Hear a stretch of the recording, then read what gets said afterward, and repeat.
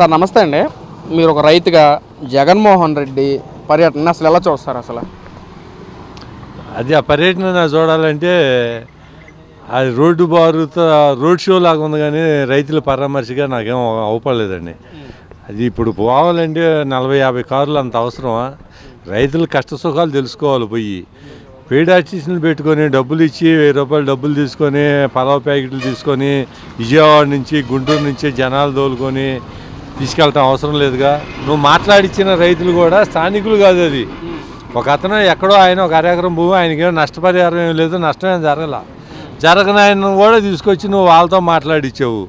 కాతే విశేషం ఏంటంటే నువ్వు ముఖ్యమంత్రిగా ఉండగా పొలాలకు ఎప్పుడు తెక్కకుండా ఒక స్టేజీ కట్టుకొని చూసినాడివి జనాలకు షో చేయడానికి చెప్పులు ఇచ్చి చెవులో పోయి చూసి వచ్చావు, అంత తప్పితే వేరేం లేదు. నువ్వు ముఖ్యమంత్రిగా ఉన్నప్పుడు రైతులకి ఎప్పుడైనా కానీ 5 సంవత్సరాల్లో 3 సంవత్సరాలు నువ్వు కనీసం ఇన్సూరెన్స్ చేపిలా, రైతులకి నష్టపరిహారం ఇవ్వాలా, ఏమీ చేయకుండా నువ్వు వెళ్ళావు. మరి అసలు అది ఏం మాకేం అర్థం కాదు. తుఫాను వచ్చినప్పుడు నువ్వు ఎక్కడ ఉన్నావయ్యా బోబాలో? తుఫాను వచ్చినప్పుడు నువ్వు బెంగళూరు ప్యాలెస్లో ఉండవు, నువ్వు వచ్చావు 2 రోజులు ఉండవు, మళ్ళీ బెంగళూరు వెళ్ళావు. మళ్ళీ ఏంటంటే జనంలో విమర్శ వస్తుంది, జగన్మోహన్ రెడ్డి రావట్లేదు జనం ఏమని అనుకుంటారని ఉద్దేశం తప్పితే నువ్వు రావడం తప్పితే వేరే రకంగా ఉద్ధరించాలని లేదు. అసలు నువ్వు వాళ్ళ గురించి కాదు, బుడవేరు మునిగిపోయి జనం నాన్న అల్లాడిపోతే ₹1 కోటి అలాట్మెంట్ చేసావు. ఆ ₹1 కోటి అసలు ఇచ్చావా? ఎవరికైనా ఒక బిస్కెట్ ప్యాకెట్ కానీ ఒక పాల ప్యాకెట్ కానీ ఇచ్చావా? సరే, మొన్న తుఫాను జరిగినప్పుడు చాలామందిని తీసుకొచ్చేసి లంకల్లో జనాన్ని కానీ వేరే జనాన్ని తీసుకొచ్చి ఇక్కడ బళ్ళల్లో పెట్టేసి వాళ్ళకి ఒక కార్యక్రమం పెట్టి భోజనాలు పెడితే మీరు ఎక్కడైనా పాల్గొన్నారా? వైసీపీ కార్యకర్తలు కానీ నాయకులు కానీ ఎవరన్నా పాల్గొన్నట్టు కానీ ఎక్కడైనా జరిగినదా? ఏమీ జరగలేదు, ఏమీ లేదు. మీరు ఏమీ లేదయ్యా బాబు, ఇదన్నీ నాటకాలు తప్పితే వేరే రకంగా ఏం లేదు. ఆంధ్రప్రదేశ్ని ఇప్పుడు ఒకటండి, జగన్మోహన్ రెడ్డి అధికారంలో ఉండగా వడ్లు అమ్ముకున్న రైతులకు ఎప్పుడైనా కానీ 3 నెలల లోపల డబ్బులు వేసారా? కూటమి ప్రభుత్వం వచ్చిన తర్వాత 24 గంటల అకౌంట్లో డబ్బులు పడుతున్నాయి రైతులకి, బ్రహ్మాండంగా ఉంటున్నారు. అదే అంటే చంద్రబాబు సృష్టించిన తుఫాను అంటాడు. చంద్రబాబు ఏమన్నా భగవంతుడా? ఇవన్నీ కరెక్ట్ కాదు కదా ఈ మాటలు ఇవన్నీ చేయటము. తుఫాన్ అనేది ప్రకృతి వచ్చేదాన్ని ఎవరేం చేస్తారు? నువ్వు అధికారంలో ఉండగానేమో బోటు ఇరుక్కుపోతే ప్రకాశం బ్యారేజీలో బోటు తీయడానికి నెలల్లో పట్టినాయి. పులిచింతల ప్రాజెక్టులు గేటు కొట్టుకుపోతే సంవత్సరాల తరబడి నువ్వు ఆ గేటుని పెట్టలేకపోయావు.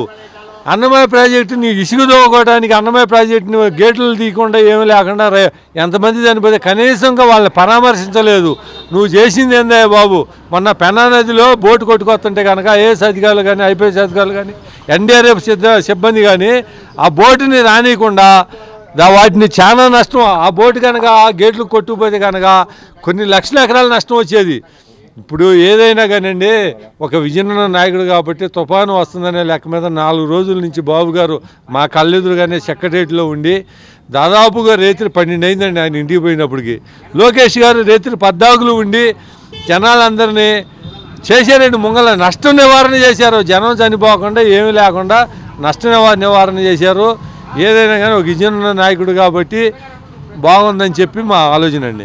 అంటే సార్, జగన్మోహన్ రెడ్డి హయాంలోనే విద్య కానీ వైద్య కానీ వ్యవసాయ రంగంలో ఒక విప్లవాత్మకమైన మార్పులు తీసుకొచ్చాడు జగన్మోహన్ రెడ్డి, ఏకైక నాయకుడు అని చెప్పి బొత్స సత్యనారాయణ మాట్లాడుతున్నాడు.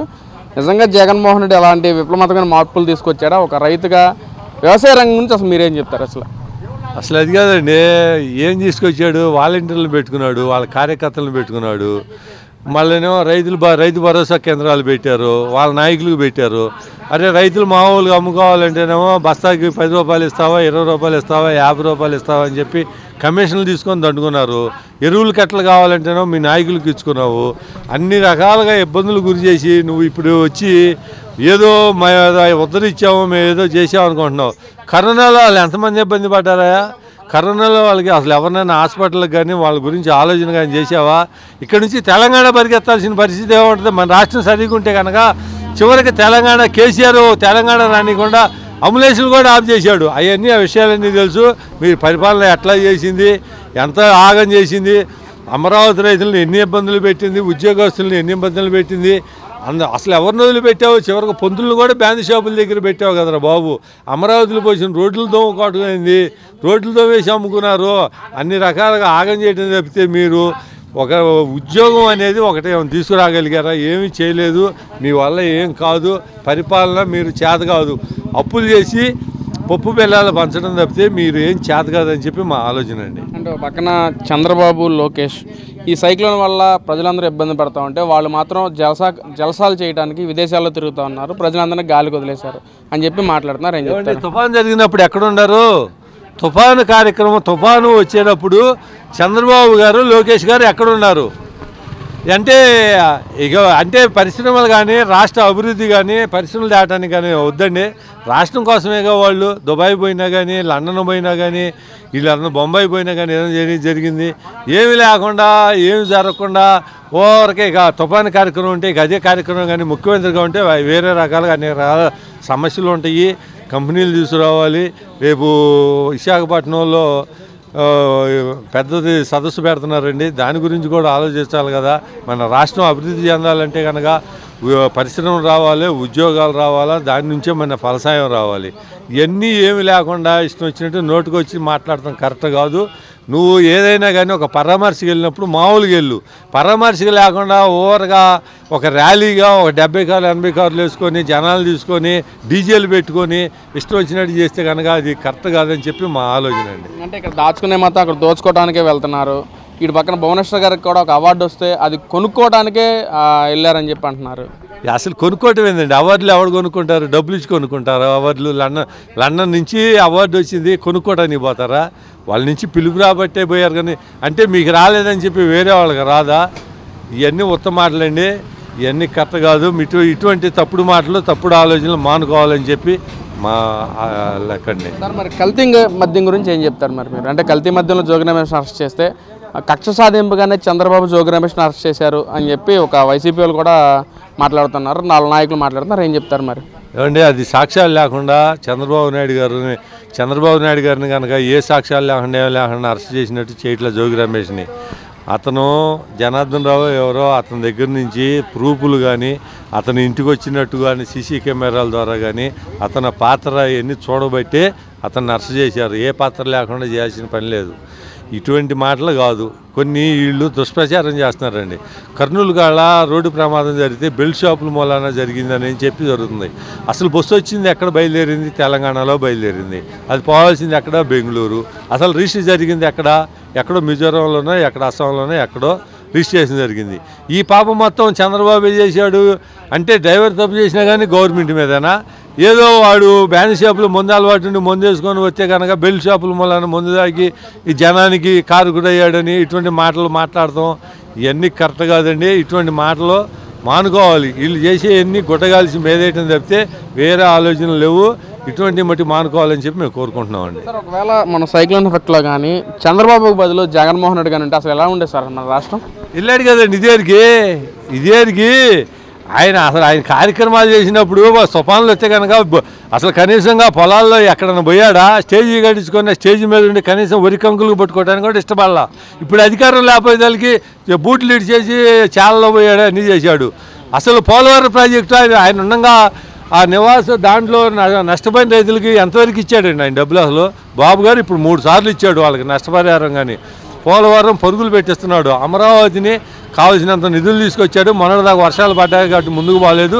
ఇప్పుడు బిల్డింగులు అవన్నీ కడుతున్నారు, ఇవి కూడా ముంగలు పోతాయి. ఆయన పోలవరం, అమరావతి 2 కళ్ళు లాంటివి అన్నారు, అన్నీ జరుగుతున్నాయి. గొగ్గులు లాంటి సంస్థను కూడా వైజాగ్లో పెట్టారు. నువ్వు ఉపయోగం లేకుండా ఋషికొండను బోర్డుగుండు చేసి 500 కోట్ల రూపాయలు పెట్టేసి నీకులాగా బిల్డింగులకే టాగం చేయాల. ప్రజావేదికని, ప్రజల సమస్యలు తెలుసుకోవడానికి ప్రజావేదికను నువ్వు కూల్చేసావు. ఇవన్నీ ఎవరు నిన్ను నమ్మర్రా బాబు? నువ్వు ఎన్ని రకాలుగా ఆ రోజు ఏం చెప్పావు? ఇది కరకట్ట అవతలు ఉంది, ఇటువంటి అన్ని బిల్డింగ్లన్నీ పడగొట్టాల్సింది చేసినట్టు. గవర్నమెంట్కి సంబంధించి ప్రజావేదిక కూల్చా కానీ మిగిలిన ఏమైనా కూల్చగలిగావా? నీ వల్ల ఏమీ కాల. ప్రజలను ఉపయోగపడేటివి చేయండి. నువ్వు ప్రజా సమస్యలకు నిన్ను ఎన్నుకున్నది దేనికి? ఒక ఎమ్మెల్యేగా ఎన్నుకున్నది దేనికి? ప్రజల సమస్యలు తీర్చడానికి. అసెంబ్లీ సమావేశాలకు రా, ప్రజల మీద సమస్యల మీద తీరాలి. నువ్వేదో భయపడి వాళ్ళు ఏదో అంటారని చెప్పి భయపడి నువ్వు రాకుండా ఏమి లేకుండా నాకు ప్రతిపక్ష హోదా కావాలని చెప్పి నువ్వు ఇటువంటి మాటలు మాట్లాడి రాకుండా ఎగనామం పెడుతున్నావు.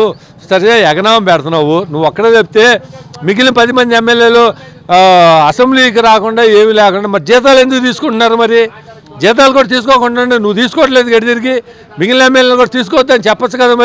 మరి ఆ జీతాలు తీసుకోవాలా, అలవెన్సులు తీసుకోవాలా, అన్నీ తీసుకోవాలా. మరి ప్రజల మీద, ప్రజా సమస్యల మీద అడగటానికేమో వీళ్ళకి కుదరదు.